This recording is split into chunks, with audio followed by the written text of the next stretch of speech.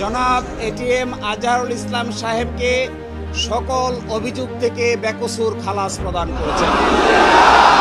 ৭১-এর মানবতা বিরোধী অপরাধ মামলায় মৃত্যুদণ্ডাদেশ জামায়াত নেতা এটিএম আজহারুল ইসলামকে খালাস দেওয়া হয়েছে। আন্তর্জাতিক ট্রাইব্যুনালের রায় বাতিল করে দিয়েছেন আপিল বিভাগ। অন্য কোনো মামলা না থাকায় তাকে অবিলম্বে মুক্তি নির্দেশ দেওয়া হয়েছে। মঙ্গলবার প্রধান বিচারপতি সৈয়দ রিফাত আহমেদ নেতৃত্বাধীন ৭ বিচার আপিল বেঞ্চ সর্বসম্মতিতে এই রায় দেন। এই বিষয়ে আইন উপদেষ্টা আসিফ নজরুল বলেছেন, এই ন্যায় বিচার প্রতিষ্ঠিত হওয়ার সুযোগ সৃষ্টির কৃতিত্ব জুলাই আন্দোলনের অকুতোভয় নেতৃত্ব দেয়।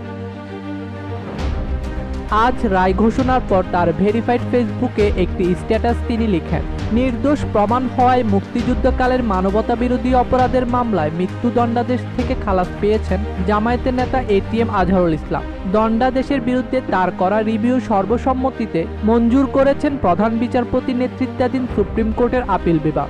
আইন উপদেষ্টা আরও লিখেন, আজহারুলকে মৃত্যুদণ্ড দিয়ে আন্তর্জাতিক অপরাধ ট্রাইব্যুনালের রায় এবং মৃত্যুদণ্ড বহাল রেখে এর আগে আপিল বিভাগের দেওয়া রায় বাতিল ঘোষণা করা হয়েছে আজকের রায়ে। এই ন্যায় বিচার প্রতিষ্ঠিত হওয়ার সুযোগ সৃষ্টির কৃতিত্ব জুলাই আন্দোলনের অকুতোভয় নেতৃত্বে। এই সুযোগ রক্ষার দায়িত্ব এখন আমাদের সবার। ডেস্ক রিপোর্ট, দৈনিক দেশকা।